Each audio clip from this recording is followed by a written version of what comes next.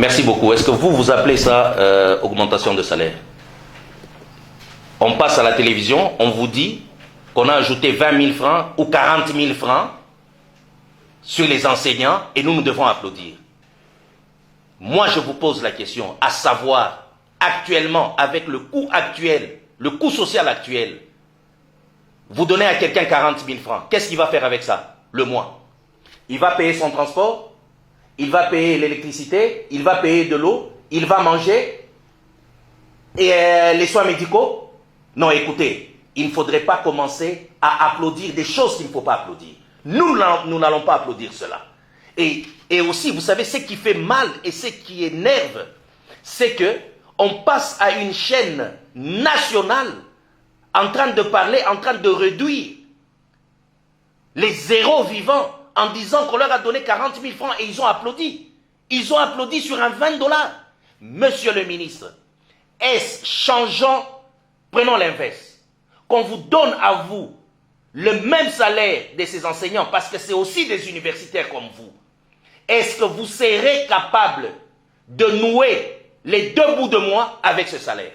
Je ne pense pas. Parce que déjà, vos réunions interministérielles, vous donnez à vos agents des primes exorbitants qui n'arrivent même pas à une année de salaire d'un enseignant. Par jour, c'est que vous donnez. Et vous passez à la télévision en train de dire qu'ils ont applaudi, ils sont contents pour un 40 000 francs. S'il vous plaît, s'il vous plaît. Cette histoire, allez le parler dans vos conseils des ministres. Ne venez pas nous parler de ça à la télévision parce que vous insultez le Congolais. Vous insultez le peuple congolais.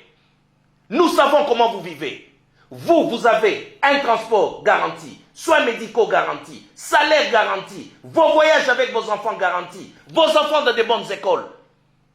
Et au-delà de tout ça, vous avez aussi votre salaire. Eux, qu'est-ce qu'ils ont? En dehors du salaire, qu'est-ce qu'ils ont? Ils ont un transport gratuit? Ils ont des soins médicaux gratuits? Qu'est-ce qu'ils ont? Écoutez, arrêtons maintenant de commencer. Et vous devrez arrêter de se moquer maintenant de nous. Vous en avez fait pendant beaucoup d'années. Maintenant, ça doit s'arrêter. La seule chose que nous avons besoin, que nous demandons, nous supplions au chef de l'État, c'est de revoir vos trains de vie, ministres, députés, sénateurs et les autres fonctionnaires qui sont dans une opulence extrême. Mais quand vous mettez vos costumes là, vous allez travailler et vous savez qu'il y a des milliers de Congolais qui coupissent, qui souffrent parce qu'ils n'ont rien à mettre dans la bouche. Vous êtes content? Quand vous vous servez de l'argent de ces milliers de Congolais, nous devons arrêter cela. Ces enseignants-là n'ont que ça, comme salaire. Ils n'ont pas de COP, ils n'ont pas de commission. Mais dans notre République, nous voyons des gens qui travaillent, qui montrent qu'ils sont dévoués pour le travail. Ils ne sont pas dévoués pour le travail, ils sont dévoués pour le vol. 300 $ de salaire. Et vous avez un train de vie de 15 000 à 20 000 $ par mois. Vous les avez d'où? C'est la raison pour laquelle nos politiciens sont dévoués à être politiciens.